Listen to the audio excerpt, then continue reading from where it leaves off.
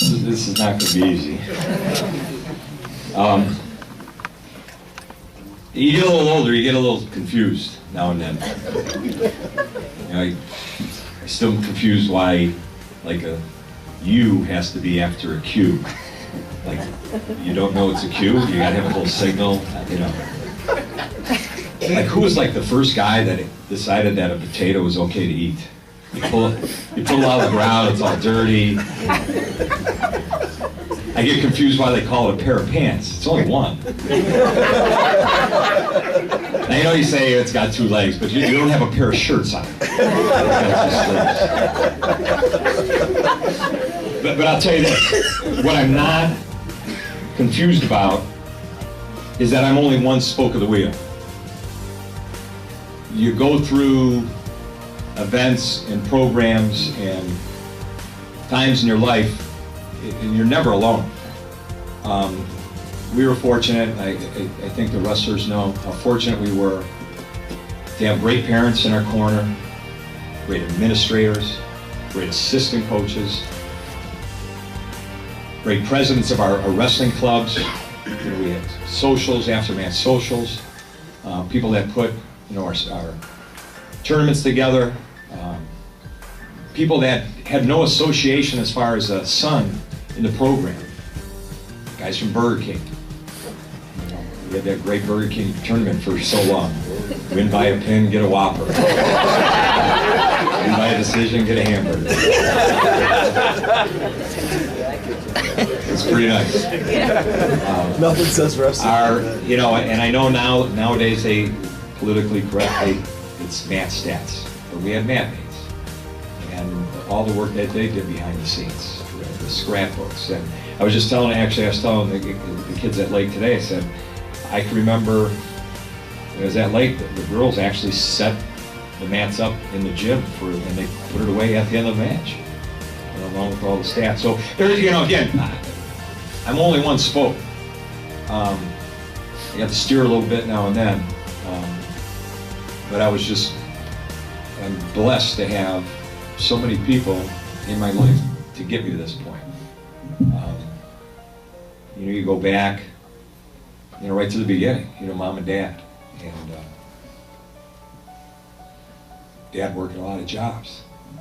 You know, mom taking care of business at home with 5 kids. And dad extending beyond, you know, the 2 or 3 jobs that he had to start the Willowick Football League, the Willowick Baseball League, you know, raising money to get those things done. You know, it was an example. You know, there's a reason why the 5 of us are in service organizations. I teach, my brother's in nursing, my brother is a homicide detective, my brother in counseling, my sister works at the church. There's a reason why, and the reason why is my mom and dad. You know, I think all of us in the room, you know, have an idea of that we're an accumulation of, you know, our environment. And you tossed out humble and loving and kind and caring, and that you're talking about my parents. And so on that aspect, I love tonight because I'm able to share it with them. I really appreciate them being here. Because it you know, I say it takes a village. You know, sometimes I think I was a village idiot, but it does take a village. I am also blessed. It takes a special person to be a coach's wife. You don't, you know, I think, I don't know if Brian ever remembers it, but I remember one time, and it stung pretty good. You know, I came home, and you know, you're leaving home at 7, you're coming home at 7, 5 days a week, and then you're away on the weekends, you know, at tournaments. And Sunday you're going to CYO matches, and you're going quite a bit. And I remember Brian one time saying, you know, you spend more time with other people's kids than your own. You know, and it stings, but I wanted to be an example to my kids. You know, that you have to be bigger, you have to be a part of something bigger than yourself. And I never wanted my kids to think that I was cheating other kids, because of my selfishness. I just wanted to be a good example to them. So part of the reason why I coach is to be an example to my kids. And I hope I did that. Prime the pump. Let's change it a little bit now. Mom, I'm going to embellish a little bit this.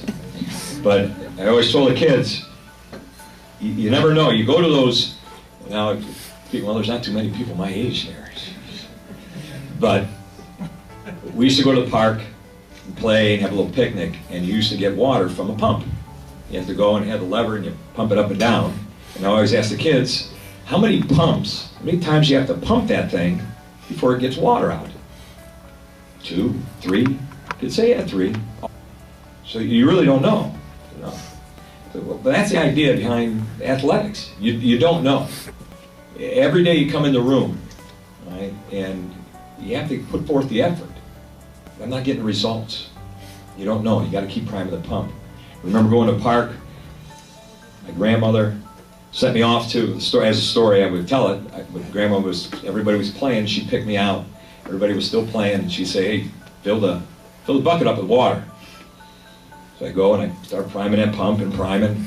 Walk back over and I say, Nan, there's no water coming out. She said, no, just go over there. It's a hot July day and it's getting hot. I see everybody else playing. I'm priming the pump. Come back over. Man, there's no water coming out. Just keep trying. Go over and pumping some more, watching everybody still playing, and I'm sweating. And finally, water starts coming out. So I bring it back over. I say, hey, got a big bucket of water for you, cook some corn and stuff like that. She gave me a drink of it. To this day, that's the best water in my life I've ever tasted, because I primed the pump. It just didn't happen automatically. If you want something in your life to make it worth, your while, you got to continually prime the pump. We don't know if that next prime is going to be the time that you get rewarded. And it's something I've always, believed in. I've tried to keep things simple in the room. There's a couple little things. I always felt it was important, and I believe it in school too, is first and foremost, you got to acknowledge people that participate. And when you walked in that room, whether it be at Chardon Lake Catholic, I wanted to make sure I acknowledged you. Because it's not easy walking in that room. You know what's going to go on that next 2.5 hours.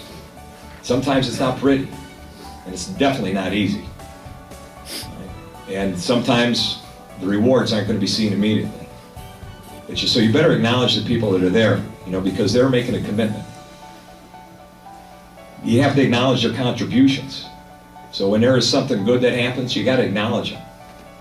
Acknowledge their presence and acknowledge the good that they're doing for everybody else. Which leads to, I think, an environment that allows people to become part of something bigger than themselves.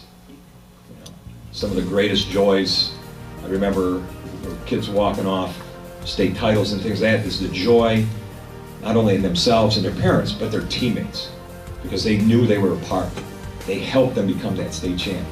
Right? They helped them become that district champ. Right? It was great when that kid won that first match, and they can celebrate with their teammates. Their teammates were felt a part of it, right? Because it gave them themselves. And so, we just keep things kind of simple. Todd, I know you got the ball rolling on this, and I love you to death, and just like all my wrestlers, this doesn't, it means a lot. I mean, we're all egotists, we're athletes, but what it means more is that you're here, and you want to share with each other, and you want to share with me and my family. That's what this plaque represents. I'm just very appreciative of all that you've done for me and my family.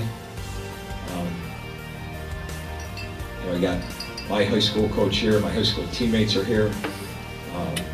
Wrestlers from both sides of the fence over at Chardon, at Lake Catholic, coaches, staff, faculty, parents. Again, I'm just one spoke of the wheel. Right? I think collectively as wrestlers, You know, we owe a great deal to our parents, to staff, to everybody that's extended their arms around us, you know, during my career. It's just been a wonderful experience. You know, my friends, you know, I think of, in fact, Dan, do you have that bag? Dan? I figured I need something. You know, can you give Brian one? And if you can open them up and just kind of pass them out a little bit. I thought I might have the chance. You can just kind of go through and grab a handful. You know, I kind of look at it as this, and I do want to measure it to make sure. It's not a hamburger. I thought it might be like Burger King. Something to shake. No, you know, as a kid, you know, my mom, you know, always kind of let us do little things as far as, you know, crafts and things, keep us busy and occupied, especially on snow days and things like that. And always enjoyed a good puzzle now and then. And so I enjoyed it. And I know my dad enjoys putting puzzles together, you know, now too. And, you know, sometimes that, you know, the puzzle, you know, you got 8 million pieces and it's only like a 2x2 thing. And, you know, so they come in various sizes. And, you know, I just try and figure out what piece goes where, and is it a border, and what color goes with that. And, you know, sometimes it gets a little frustrating, you gotta take a step back, and sometimes, you know, you're just looking for that right piece and it comes along at the right time, you know, you're just able to, you know, it just fits in perfect and things like that. And, you know, it's just nice when it's all said and done. You know, you look at it and, you know, you kind of, you know, enjoy the fruits of your labor. You know, it's a nice picture and everything fits. What's frustrating sometimes, though, is, you know, you put everything together and you're down in those last 3 spots. There's only 2 pieces left. We start looking under the table and on the floor, and where's in the box, and you can't figure it out. It gets a little frustrating. But when you find it and you put it in, you know, it makes everything all right. It's great.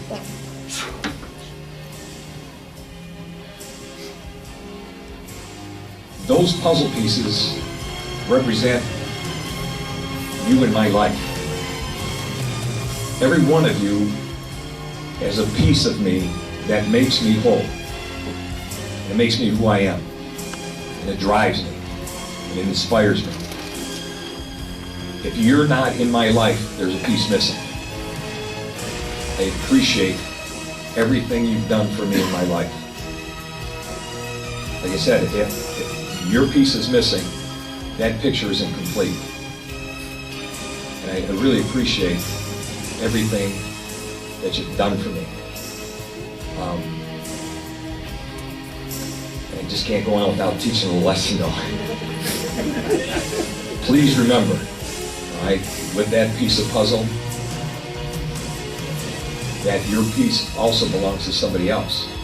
There's always people watching, right, that need you in their life. You don't know who, you don't know when, right? And you never know what influence you'll have on somebody. A kind word, just in passing. You might be that missing piece that they need forever. You know, sometimes I've heard little stories here and there, and some things I can't remember, but it's embedded in your guys' memories. I'm glad it was positive. You know, but just remember, you're always a piece of my memory forever. We'll always be intertwined, but please remember, though, everybody you come in contact with, you become a piece of their life too. Let's just do the best we can for everybody. Just I guess in closing, thank you all very much for being part of my life, part of my family's life, and everything that you've done for me. I can never repay you. It's been a joy. Never thought of it as work, and we'll continue to fight the good fight. All right, thank you very much.